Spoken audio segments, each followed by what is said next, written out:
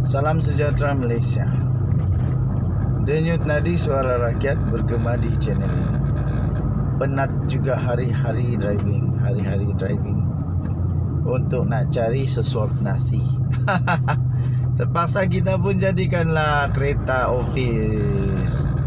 Di mana-mana bawa handphone, rakam je lah.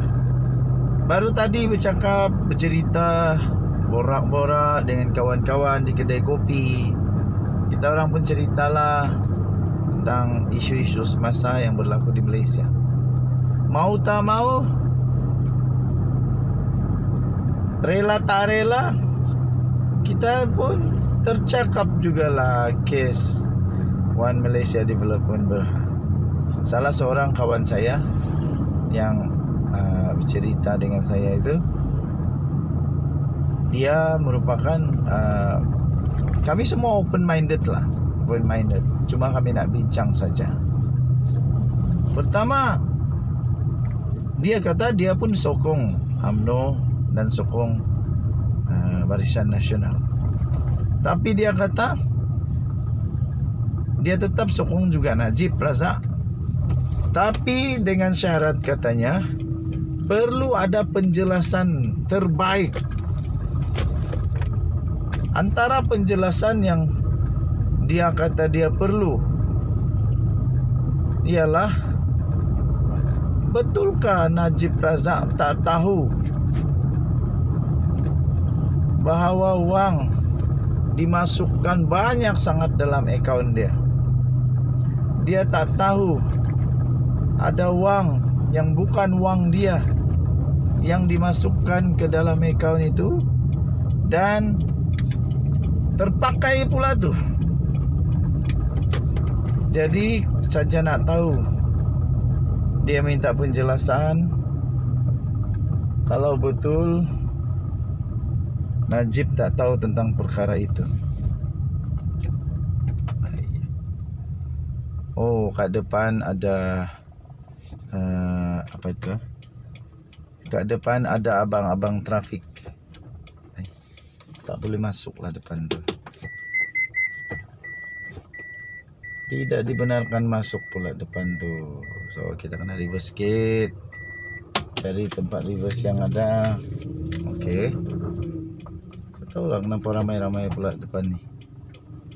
Okey. So pertama, itu soalan dia. Kedua,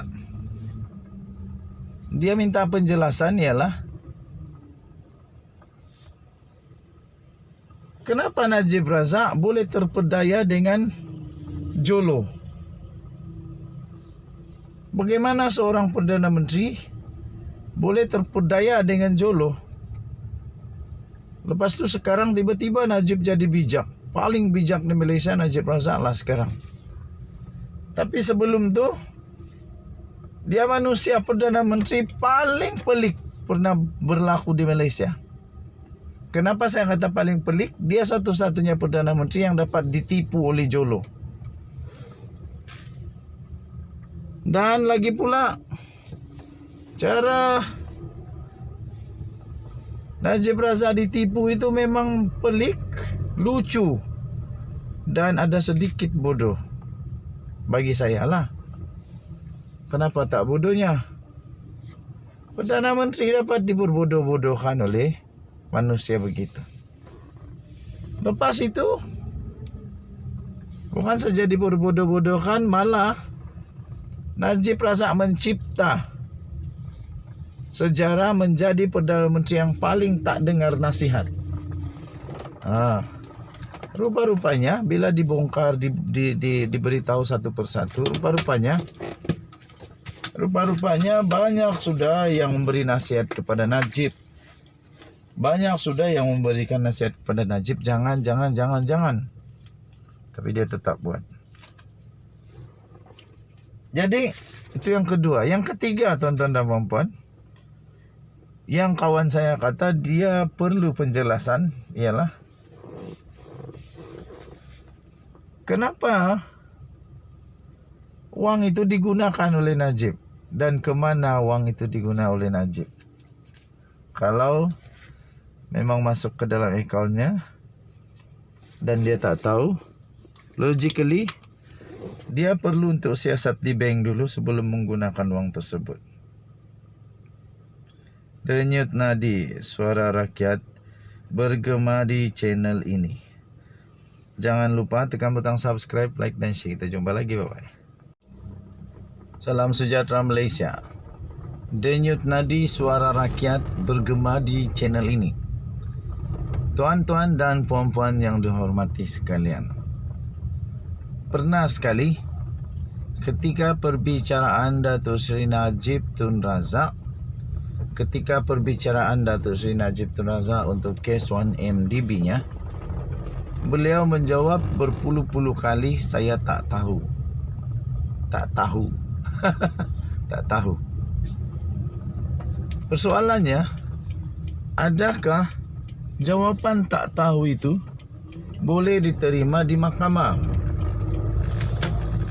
Setahu saya, mahkamah tidak dapat, bukan tidak boleh, tapi tidak dapat menerima alasan tak tahu. Kemarin, tuan-tuan dan puan-puan, saya ingin kongsikan ada satu kes di mahkamah yang telah dibuat keputusan dengan mudah, dan 10 keldai akaun telah menerima nasib malang buruk, di penjara, dihukum, diterbitkan. Berita itu telah diterbitkan di hmetro.com.my bertajuk 10 keldai akaun kena denda. 10 keldai akaun dijatuhi hukuman denda 1,000 dan penjara 3 bulan kerana menjadi keldai akaun. Mereka akan dipenjara kalau tak dapat bayar denda tu. Okey, fakta kesnya begitu mudah, iaitu mereka menjadi keldai akaun. Kamu tahulah apa maksud keldai. Ada keldai dadah, keldai akaun, keldai macam-macam keldai lah. Yang ini keldai akaun, iaitu digunakan akaun mereka sebagai tempat untuk penipuan. Apa yang menariknya, tuan-tuan dan puan-puan, apabila mahkamah membuat keputusan seperti ini. Dalam kes ini, anak guam adalah mangsa dan mereka tidak sedar akaun bank digunakan pihak ketiga. Mereka tidak memperolehi apa-apa manfaat atas kerugian yang ditanggung oleh pengadu. Pertama, kata peguam itu mereka tidak tahu.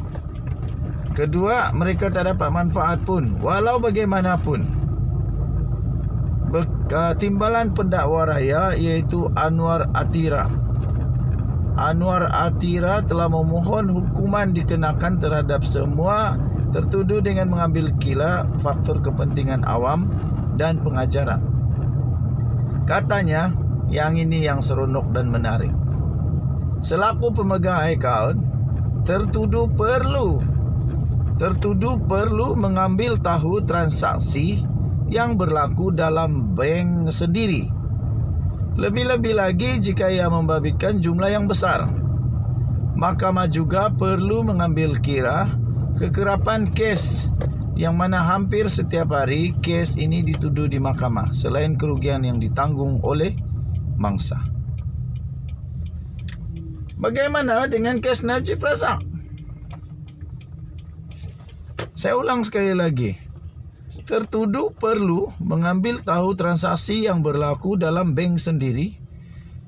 Lebih-lebih lagi jika ia membabitkan jumlah yang besar. Of course.